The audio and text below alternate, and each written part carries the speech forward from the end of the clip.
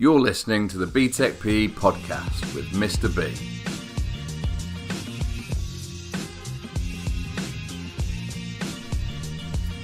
Welcome to the BTEC podcast. Today we're going to be talking about circuit training and where that fits in with all the other different types of strength training.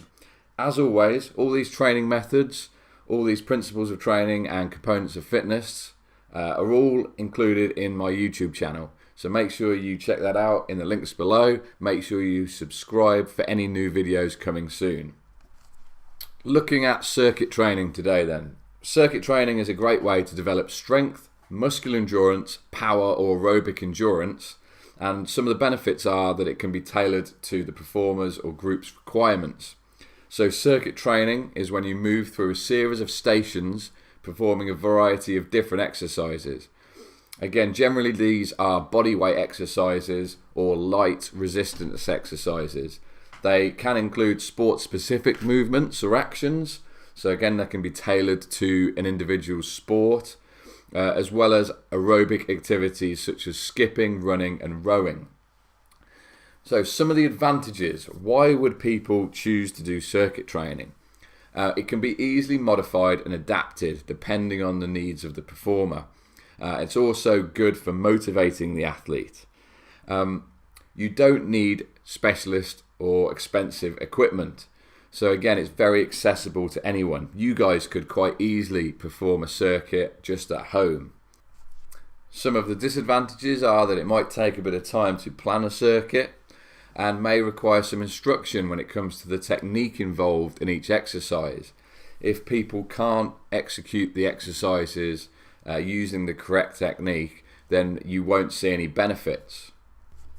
So when you're planning a circuit, you need to take these things into account.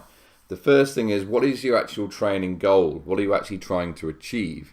Now, if you're trying to focus on strength, you need to make sure you're doing high intensity exercises with a recovery period. If you're focusing on aerobic endurance, then you're going to be doing lower resistance, lower intensity exercises performed over a slightly longer period of time with no recovery in between. People focusing on muscular endurance should have a balance between high intensity and high quality exercises with a moderate recovery time. Power can also be a combination of all these, but include again explosive movements and jumps and powerful exercises in that circuit. You also need to take into account how many stations you're going to have in the circuit, how long an individual will work at each station, how are you going to determine the intensity, again relating to those training goals that you're trying to aim for. Will you include a rest period during the session, so in between each station, or will you just have a rest period at the end of the circuit? How many circuits will you be performed? So could you go around the circuit 3 or 4 times during that time period? Now, to actually make improvements, you need to make sure you include progressive overload. If you don't know what progressive overload is, you need to listen back to one of the other podcasts or check out the YouTube video on additional principles of training. So to increase progressive overload, you could put more stations in the circuit. You could reduce the rest period. You could increase the workout time at each station. You could increase the intensity.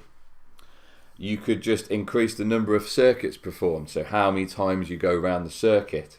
And you could increase the number of training sessions per week, so how many times you include circuit training in your weekly training program.